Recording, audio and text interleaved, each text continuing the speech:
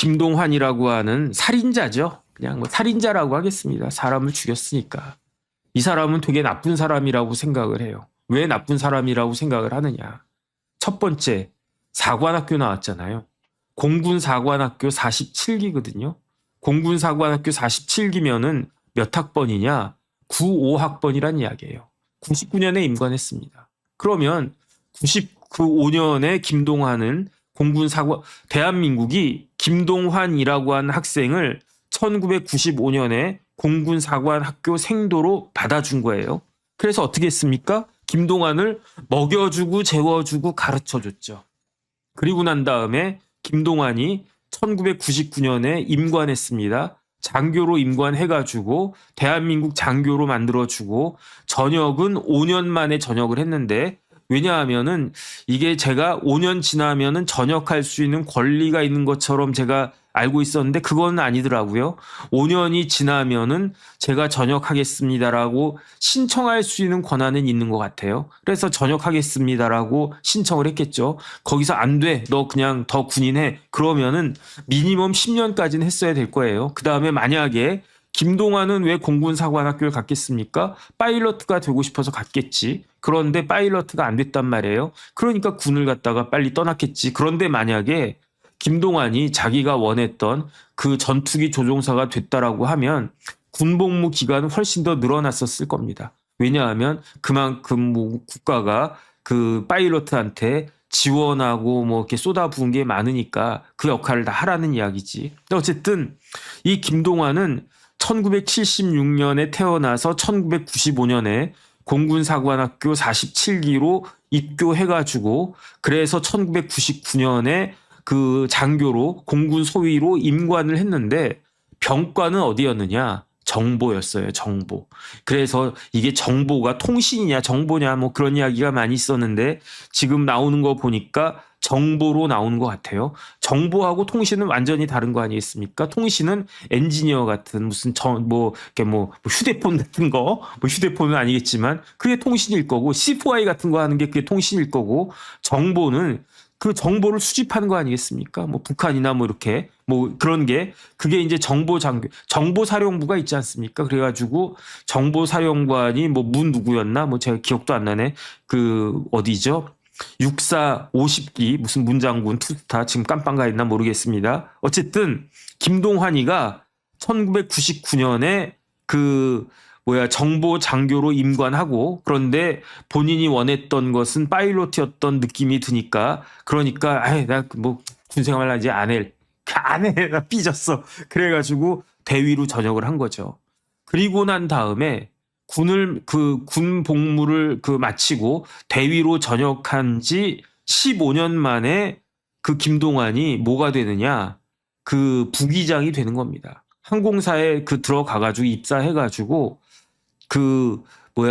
꿈에도 그리던 그 비행기 조종사가 되는 게 2019년이에요. 몇 살 때입니까? 43살에. 그런데 꿈에도 그리던 그 기장이 됐는데, 조종사가 됐는데, 불과 3년 만에 실질적으로 그 부기장으로서의 파일럿으로서의 커리어는 끝나버려요. 왜 끝나버리느냐? 2022년도에 병가를 내거든요. 그래서 병가를 냈으니까 더 이상 뭐 이것저것 하지는 않았겠죠. 뭐 비행기 운항하고 그런 일에 투입되지는 않았겠죠. 그리고 난 다음에 병가가 끝나고 2년 지난 2024년에 퇴사를 해요. 그러니까 한 2년 정도는 그냥 병가 내고 그냥 뭐 기본 병가 내면은 월급이 나오나 아니면 그냥 어쨌든 그 부기장으로서의 신분은 2년 정도 더 연장이 됐었는데, 그런데 어쨌든 뭐 이제 그 병가 끝내고 2024년에는 아예 퇴사를 하게 되는데, 왜 퇴사를 하게 되냐면 이게 비행기를 조종하는 사람은 조금 몸도 그렇고 정신도 그렇고 올바른 사람이어야 되지 않습니까? 왜냐하면 하늘에 떠 있는데 하늘에 나 혼자만 떠 있습니까? 여기에 승객들이 몇백 명의 승객들의 목숨을 책임지는 사람이 기장, 부기장인데, 이런 사람들이 정신이 좀 이상하다? 그 다음에 몸이 막 이렇게 맛이 갔다? 그러면 안 되잖아요. 그러니까 뭐 전투기 조종사들은 훨씬 더 그 강력할 거고. 어쨌든 이 그 기장들에 대해서 메디칼 테스트가 뭐 수시로 있는 것 같은데 여기에 합격하지 못해요. 불합격해요. 그 다음에 이것까지는 제가 확인을 못 해봤는데 메디칼 테스트에 불합격하면은 조종사 면허가 있어야 되지 않겠습니까? 저도 운전면허 있으니까 차 운전하는 거죠. 마찬가지로 비행기를 조종하려면 면허가 있어야 될 거 아니에요. 그런데 메디칼 테스트에서 탈락하면 그 면허도 박탈되는 모양이에요. 그러다 보니까 더 이상 항공사에서 있을 수가 없는 그런 상황이 되니까 병가 2년 만에 퇴사를 하는데, 그런데 이 사람이 어떤 사람이냐면 조금 뭐라 그럴까, 자기 나름대로의 그러한 뭐가 이렇게 심지는 있는 사람이었던 것 같아요. 그러니까 사관학교 나왔으니까 그랬을 수도 있고, 그랬으니까 사관학교 갔을 수도 있고 그랬겠죠. 코로나19 때, 코로나19 때 백신 접종을 거부를 갖다 했을 때, 나는 못 맞겠다. 그러면은 뭐 저도 뭐 3번 다 맞았는데, 더군다나 이제 뭐 조종사나 이런 분들은 나라에서 맞으라고 하면 다 맞고 뭐 그러지 않았겠습니까? 그런데 김동완은 그 백신 접종 자체를 코로나19 때 그때 거부를 갖다가 했었대요. 그리고 난 다음에 병가 중에 월급이 뭐 나올 수도 있고 나올 수도 있겠지만, 나온다고 해도 월급이 확 줄어서 나올 거 아니에요. 그러니까 이 김동완이가 그 병가 중에 뭘 했냐면은 카페를 차렸대요. 어떻게 됐겠습니까? 쫄딱 망했대요. 왜 쫄딱 망했습니까? 폐업할 그 코로나19가 있었으니까. 그래가지고 나름 뭐 이렇게 뭐 그냥 돈 빡빡 긁어가지고 뭐 그래도 카페 하나 내는데 돈이 뭐 1억은 넘게 들어가지 않겠습니까? 그래가지고 카페를 개업했는데, 그런데 뭐 그렇게 대충 해가지고 성공하면 너나 할 거 없이 다 하게 해요. 그 얼마나 힘든 일입니까? 그러니까 그 카페 내는 것 자체가 쉽지 않은 일인데 엎친 데 덮친 격으로, 그때가 코로나 때였으니까, 그러니까 뭐 얼마 버티지도 못하고 폐업하고, 그러면서 사회에 대한 불만이 그냥 자꾸 이렇게 쌓였던 것 같아요. 그랬는데 그 어떤 일이 벌어졌냐면은 질병으로 인해서 조종면허를 상실을 하게 됐다고 제가 말씀드렸죠. 메디칼 테스트에서 불합격하고 거기서 끝난 게 아니라 뭐 이 메디칼 테스트를 한 번만 끝내진 않았을 것 같고 몇 번 했는데 그게 다 불합격되지 않았을까, 그 생각은 드는데, 그렇게 메디칼 테스트에서 그 탈락을 하니까 조종사 면허 자체가, 조종면허 자체가 날아가 버린 것 같아요. 그러니까 이 사람은, 이 김동완은 불만이 막 쌓이는 거야. 내가 공군사관학교 들어갈 때까지만 해도 기분이 좋았겠지. 그래서 야씨, 나 공군사관학교 들어갔네. 그럼 나는 전투기 조종사가 될 거야. 전투기 조종사로 뭐 이렇게 뭐 대위 거쳐서 대령 거쳐서 내가 장군까지 해야지. 뭐 참모총장도 할 수 있을지 몰라. 이런 그 청운의 꿈을 품고 공군사관학교 딱 들어갔는데 무슨 이유인지 당신은 그 김동완생도 당신은 그 조종사 조종병과 할 수가 없겠어. 뭐 무슨 이유에서인지 그랬겠죠. 그러니까 충격 띵하게 받고 이놈의 세상 뭐 이러면서 불만이 있었겠죠. 그냥 5년 만에 딱 때려치우고 미국 가가지고 그래도 나는 비행기 몰 거야 해가지고 어렵게 조종사 면허를 땄는데, 그리고 난 다음에도 어렵게 항공사에 들어갔는데 위에 있는 기장들은 다 어떤 사람들이다? 자기 동기들, 후배들이 위에 있는 기장들로 잘 나가고 있고, 그 다음에 공군사관학교 졸업하지 않아도 조종사가 될 수 있는 그런 그 케이스들 있지 않았겠습니까? 김동완은요, 제가 봤을 때 공군사관학교에 대한 프라이드가 무지하게 강한 사람이에요.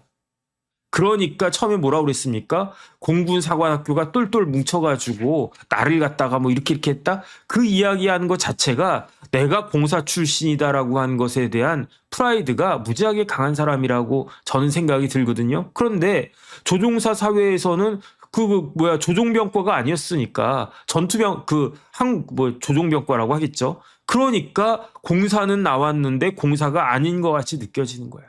그런데 내가 공군사관학교에 프라이드가 이렇게 강한데, 그런데 기장들 중에 자기보다 나이가 어린 사람 중에 공사 출신이 아닌 사람들도 그 항공사에 꽤 많이 있었을 것 같거든요. 그럼 어떻게 생각하겠습니까? 쟤네들은 공사도 안 나왔는데 기장이야?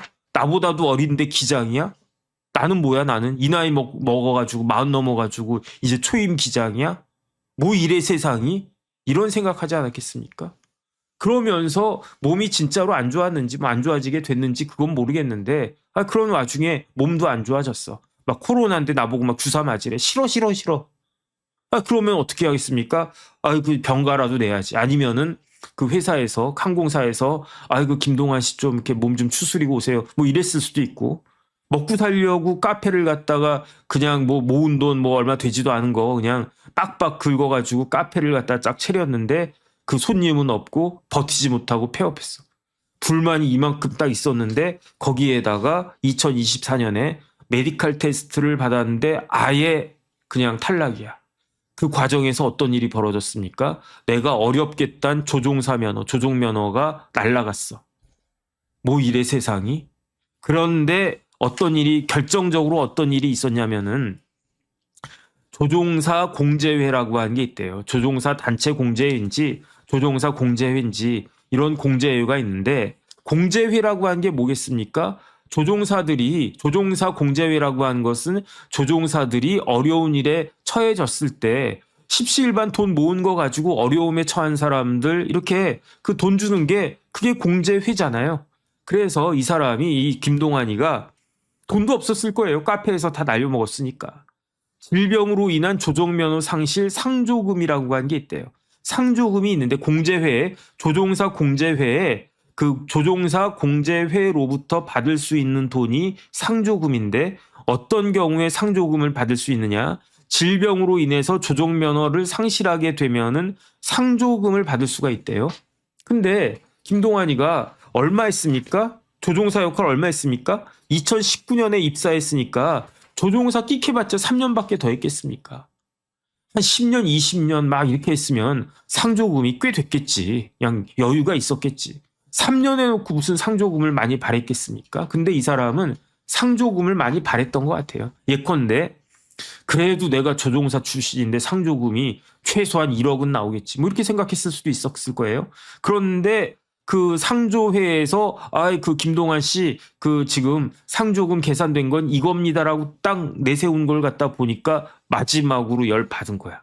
그래가지고 이런 뭐 사람들이 다 있나 해가지고 누구를 뭐 그냥 호구로 하나 해가지고 그래가지고 김동완이 조종사 단체 공제회를 상대로 해서 상조금 청구 소송을 제기를 했는데 그런데 어떻게 됐느냐? 2024년에 퇴사했다고 그랬어요. 재판 결과가 언제 나왔냐면은 2025년 7월에 작년 7월에 판결이 나왔는데 이기긴 이겼대요. 누가? 김동완이. 그런데 얼마를 이겼느냐? 청구를 1억 했으면 30% 이겼대요. 그러니까 제가 봤을 때 얼마 정도 했을까 모르겠습니다. 근데 예컨대 1억을 청구하고 왜 1억을 청구했겠습니까? 내가 받을 돈이 최소한 1억은 된다라고 본인 계산은 그랬겠지. 근데 판사가 그렇게 쭉 봤더니 뭐 이거는 뭐 규정이나 뭐나 불입한 금액이나 뭐나 딱 보면은 한 30% 정도가 맞겠네 해가지고 30% 그냥 땅땅땅 피고는 그 원고는 피고에게 그 청구한 금액의 30% 줘라 이렇게 딱 끝낸 거예요. 근데 변호사 있지 않았겠습니까? 변호사 있으니까 변호사 비용 제하고 그다음에 소송 비용에 100% 해가지고 70%는 저쪽에다가 또 물어줘야 되는 계산하면 뭐 그런 것도 있을 거고 손에 쥐어진 게 별로 없는 거예요. 그러니까 그때부터 이 사람이 뭘 했느냐? 살인 계획을 짜기 시작했대요. 왜 살인 계획을 짰느냐? 이 조종사 단체 공제회의 회장이 누구였냐면 지금 피해자 있지 않습니까? 피해자 중에 한 명이 회장이었대요. 공사 선배였겠죠. 그런데 저 선배가 나를 우습게 보네. 그러면서 내 돈을 띄어먹었네. 뭐 이런 생각했다는 거예요. 그래서 어떻게 했다? 다 죽여버리겠다. 그래가지고 처음에는 기사가 처음 나왔을 때는요. 4명이 타겟이라고 그랬는데 수사 결과 4명이 아니라 6명이었대요. 근데 제가 말씀드렸지만 이 김동완이 공군사관학교 출신이고 병과가 뭐라고 그랬습니까? 정보병과라고 그랬어요. 정보병과에서 뭐 배웠겠습니까? 이런 거를 배웠어요. 5년 동안에. 그 사관학교 포함한 9년 동안에 뭘 배웠느냐? 어떻게 하면 사람을 어떻게 할 수 있는지 그런 것들을 배운 거예요. 그래서 안 되겠다. 내가 저기 매운맛을 보여줘야 되겠다. 내가 가만히 있지 않겠다. 두고 봐라. 나를 무시했어? 왜 무시했냐면, 왜 이런 생각을 했냐면, 이거는 김동완의 이야기인데 모욕적인 말로 내 건강 이상을 유발해가지고 나로 하여금 조종사 면허 상실하게 만들어가지고 나로 하여금 항공사에서 퇴사하게 만들었고, 그래서 내 인생 어떻게 됐다? 파일로트로서의 내 인생은 파멸됐다. 그러니까 나 혼자 죽기 억울하다. 그러니까 니네들 각오해라. 매운맛 좀 봐라. 이거였단 이야기예요. 이 사람이 얼마나 그 집요한 사람이냐면 2025년 8월, 작년 8월에 7월에 판결문 나오고 그 다음 달부터 준비를 했어요. 살인 준비를 했어요. 흉기를 구입하고 자신의 타겟이 된 피해자들 미행하기 시작하고, 그 다음에 심지어 피해자 차량에다가 GPS 위치 추적기를 부착했대요. 그러면 어떻게 되겠습니까? 아이 뭐 선배 A라고 하는 사람이 어디 사는지 뭐 쉽게 알 수 있었겠죠. 그 다음에 어떻게 되겠습니까? 그 사람의 동선이 이렇게 막 나오겠죠. 저 같으면 아침에 집에서 나와서 뭐 강북에 방송국 갔다가 여기 스튜디오 왔다가 또 갔다가 뭐 어디 갔다가 왔다 갔다 하는 게 그 선으로 막 그려지지 않겠습니까? 그거를 김동완 다 체크했던 거야. 그리고 난 다음에 그걸로 끝난 게 아니라 실질적으로 여러 차례 범행 장소를 답사를 하고, 그리고 난 다음에 뭘 했느냐? 언제 내가 그 범행을 저지르겠다. 어디서 저지르겠다. 어떤 방법으로 범행을 하겠다. 범행 방법도 플랜 A, 그게 안 되면 플랜 B, 이런 식으로. 그 다음에 제일 중요한 거는 어떻게 도망가야 될지 도주 경로까지 다 짜놨대요. 그리고 난 다음에 10월 달에, 작년 10월에 전국의 범행 장소, 타겟이 있는 사람이 전국적으로 뭐 저기 부산에도 있었고 일산에도 있었고 막 그러지 않았습니까? 전국의 범행 장소를 돌면서 연쇄살인 계획 전체를 점검한 게 작년 10월이었다. 범행은 언제 있었습니까? 그걸로부터도 5개월이 지난 올 3월 달에 범행이 있었거든요. 그래서 어떻게 했냐면요. 그 범행을 언제 했냐면 3월 16일부터 3월 17일까지 벌써 한 달 됐네요. 한 달 전에 김동완이가 살인을 실행을 했는데, 그런데 어떻게 했냐면 처음에 택배 기사로 위장을 했어요.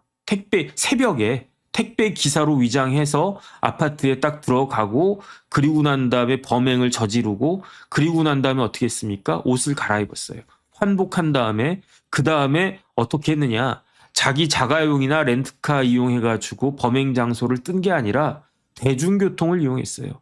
대중교통 이용할 때는 뭘 썼느냐? 현금을 냈거나 아니면은 선불식 카드를 썼대요. 선불식 카드를 쓰면 뭐 흔적이 덜 남나 보죠. 그러면서 대중교통도 한 번만 탄 게 아니라 일부러 이것도 탔다가 저것도 탔다가 여기저기 갈아탔대요. 그러면 혼선이 있을 줄 알고.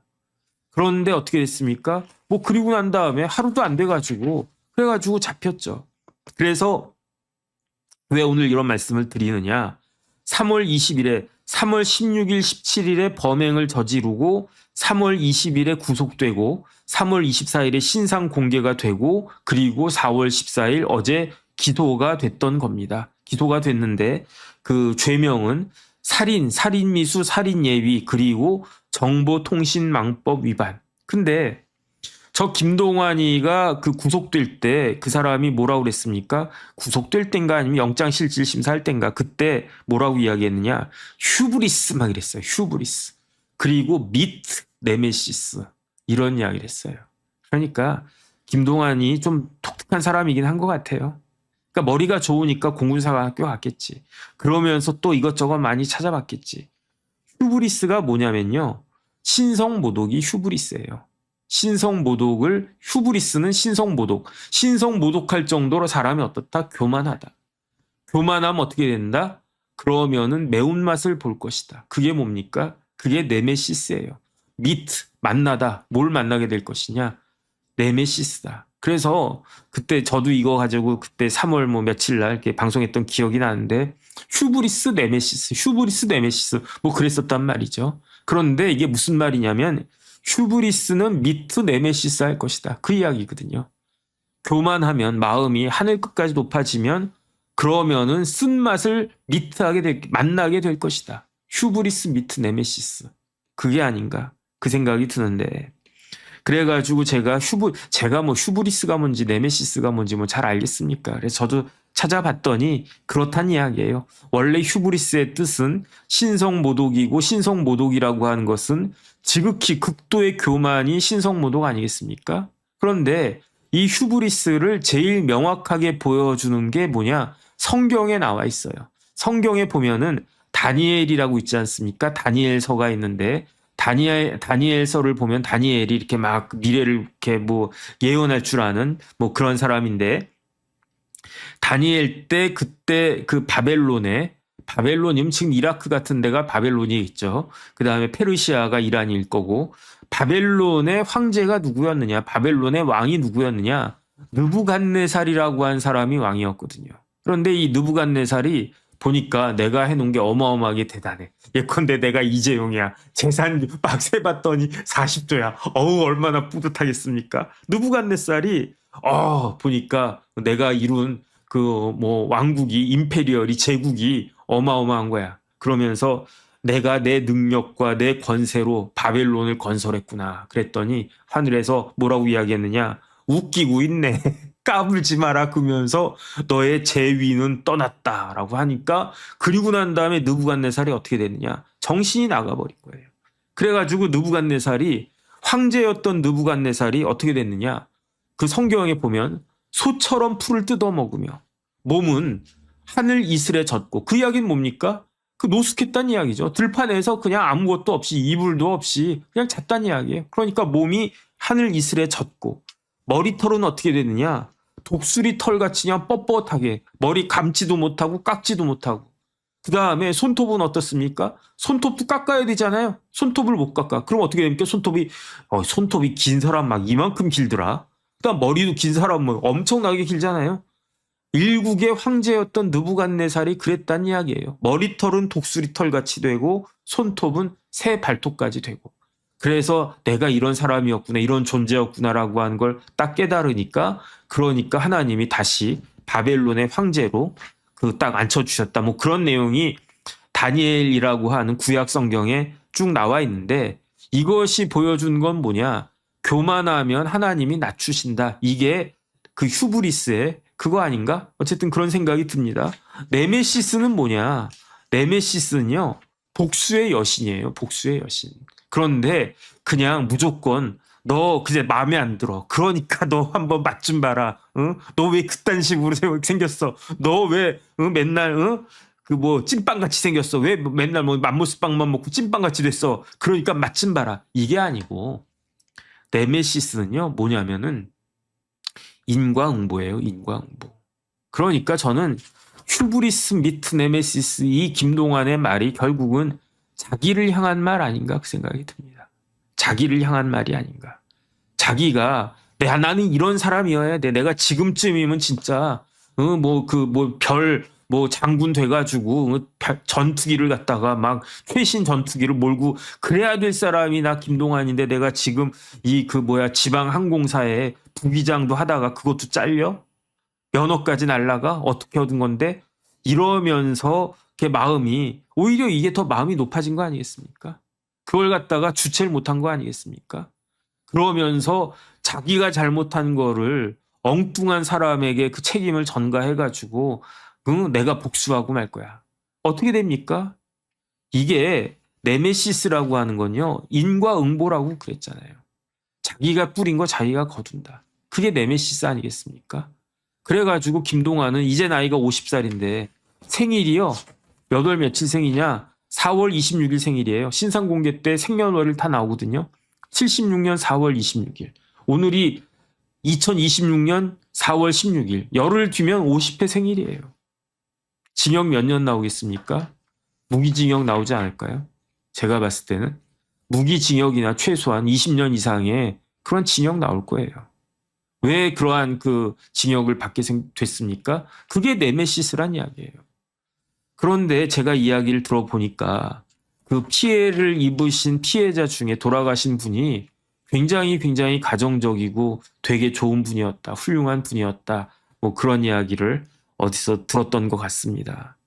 아니, 그렇게 뭐 억울하면 혼자나 억울할 일이지, 왜 엉뚱한 가정을 그런 식으로 망가뜨리느냐 이거죠. 왜 생떼 같은 그런 목숨을 자기의 그 분을 이기지 못해가지고 이렇게 희생당하게끔 하냐 이거죠. 어쨌든 제 개인적인 생각으로는 김동완은 자기의 행위에 그 걸맞는 그러한 그 책임을 부담해야 된다. 저는 그 생각 들고요. 그게 뭐다? 그게 네메시스다. 그 다음에 이런 것들 보면요. 저는 사형제도라고 하는 게 있어야 된다고 전 개인적으로 생각을 합니다. 왜 그런 생각을 하냐면요. 다른 사람의 생명을 빼앗을 정도면 자기 생명 걸어야 되는 거 아니겠습니까? 이거는 예를 들어서 지금 미국의 그 미군이 이란 군을 공격한단 말이에요. 왜 공격합니까? 공격하는 거 나쁜 거 아니겠습니까? 뭐 나쁜 것이라고 볼 수도 있겠는데 그거는 뭐 모르는 거니까 군인은 시키는 대로 해야 되는 거 아니겠습니까?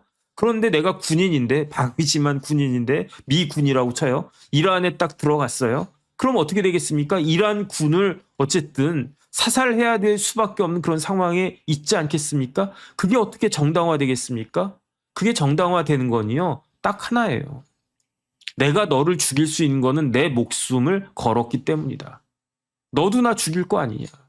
그러니까 내가 그 사람을 죽일 수 있는 거다. 그게 전쟁 아니겠습니까? 그런데 김동완은 전쟁도 아닌데 다른 사람 목숨을 이렇게 그 희생시킬 수가 있냐 이거지. 이거는 제 개인적인 생각이고요. 뭐 그냥 개똥 철학이라고 볼 수도 있는 건데 그렇기 때문에 이런 사람들의 아니 물론 이제 피치 못할 그러한 사정에 의해 가지고 뭐 사람을 살해하거나 아주 뭐 그냥 어마어마한 피해자한테 뭐 어마어마한 그 피해를 입어서 뭐 그래가지고 뭐 어쩔 수 없이 뭐 어쩔 수 없는 건 아니지만 그 분노에 못 이겨가지고 그 뭐 살인을 저질렀다. 아니 그러면 참작할 수 있는 사유가 되기는 되지만 김동완 같은 경우에 그런 참작할 만한 사유가 있습니까? 그런데 남의 목숨을 자기 마음대로 군에서 배운 대로 남의 군에서 가르쳐 준 걸로 인해 가지고 오히려 다른 사람 목숨을 뺏었는데 그러한 그 군에서 배운 것들을 써먹었다라고 하면 일반 사람들보다 훨씬 더 나쁜 거 아니겠습니까?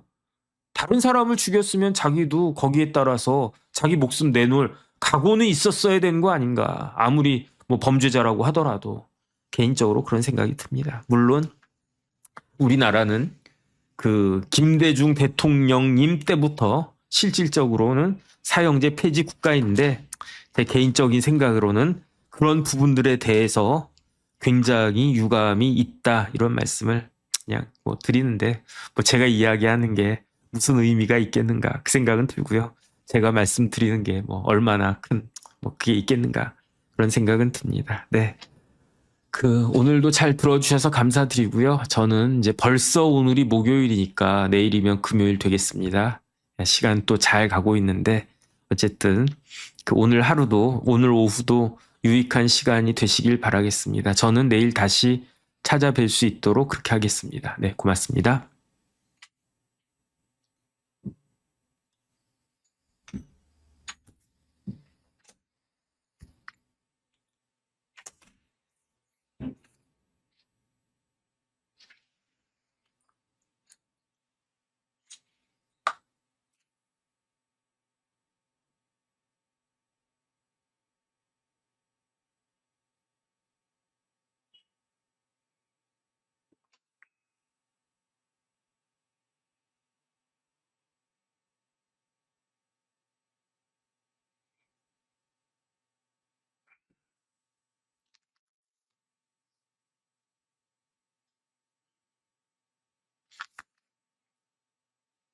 여보세요? 네, 변호사님. 초반에 죄송합니다. 어제 업데이트 하는 거죠. 제가 마이크 인식을 좀 못했나봐요. 다시 잡아놨습니다. 괜찮지? 그러면. 네, 지금은 다 완전히 복구됐습니다. 아까는 그럼 좀 문제가 있었나? 초반에 조금 마이크가 연결이 안 돼갖고 제가 대체 마이크를 써갖고 소리가 조금 울리는데 초반에 한 15분 정도 만 조금 울리고 다시 복구가 된 상태거든요. 그래서 오늘 거는 제가 앞부분은 좀 다운받아갖고 소리를 좀 잡고 업로드를 하겠습니다. 오케이, 알았어. 네, 알겠습니다. 땡큐.